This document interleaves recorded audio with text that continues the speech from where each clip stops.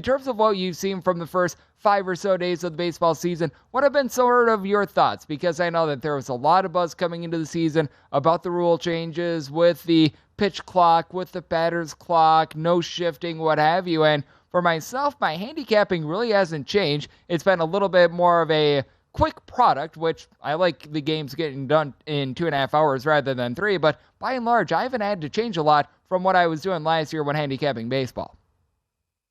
Well, one of the things people like to do during baseball, or don't like to do, some people wait out the first week to see how things go, right? And let's see where teams are and how they play. This year, I took a different approach because I usually did do that. I jumped in early and tried to get ahead of the market in certain things. And for example, I knew the Orioles were going to score a lot of runs this year. So I took overs with the Orioles through their first series. Didn't take the over in the game tonight with Texas. It almost seemed too easy because both those teams were top 5 in scoring through the first series of the season as the game goes under. But that's a team that I'm looking at to score a lot of runs. And what else we've seen through the first 4 games is that the big name teams are doing what we expect them to do. The Yankees, the Braves, like these teams, even the Rays to a certain extent, these teams are getting home early on. Now, again, you may be paying some premium prices here with some of these teams on the money line if you don't feel like laying the 1.5, because that's always a tough bet to make. But, why not ride out the hot teams here early on, especially against lesser opponents and teams that they're playing, and try to take advantage? I think that that's kind of the way I'm playing this thing, not necessarily looking too much into individual players, maybe stolen bases or, total bases kind of props early on. Even strikeout props, I think, are a little bit tough to figure out given some of the weather spots and things of that nature for certain pitchers. But certainly we've seen the good teams have shown up to win games early.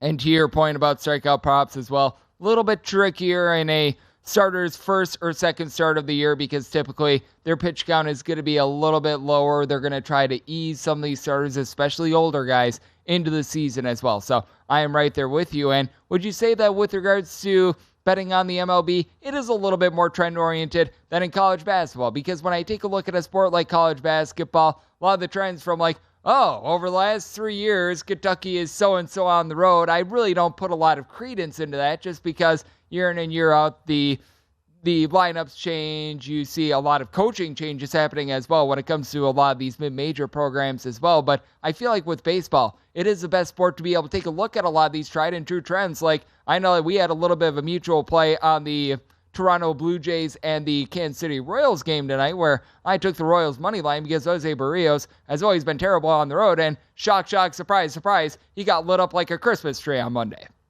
Yeah, it's funny because I had a friend who talked me into that game last night and said, I'm going to take Toronto. The way Kansas City played in their first series, and let me tell you, 2 bets I got wrong were Kansas City against the Twins in the opener, and then I went back on them in the second game again, figuring more of a fade of the Twins than anything else, not necessarily thinking the Royals were going to be good. The Royals couldn't buy a hit for the first 3 games of the season. Their offense was flat out awful. Well, welcome in Jose Barrios, who's got a 5.3 ERA, a 1.4 whip. He gave up 29 home runs in 32 starts last year, 18 of them on the road. And look what happens. The Royals bats wake up and they score 7 runs in the first 3 innings of this game. So I took the over in that game tonight. I thought Toronto was going to be able to score some more runs, and it was crazy. Coming into today, Toronto was only one of 2 teams in the Major League Baseball that didn't hit a home run yet. That lineup didn't have a home run through the first 3 games of the season, which was rather shocking. So I figured Toronto would get a little bit more offensive-minded in the game. I took the over, ended up cashing. Kansas City did most of the heavy lifting in that game. But, baseball, as you said, when it's day-to-day, some of those trends will ride out until they don't. I know that sounds silly to say, but that's kind of just the way it goes. Ride the trend until it goes. You'll see when it falls off the wagon and try to look for a different trend. But if you can get ahead and catch some of these trends early on, you might be able to make some money. Yep, and somehow, some way, the Cal Quantrill trend of the Cleveland Guardians somehow, some way being 17-2 in his last 19 regular season starts. That was one that was able to continue on over the weekend as well. Visit VSiN.com to get current odds, listen for free, find showtimes, and download VSiN sports betting podcasts.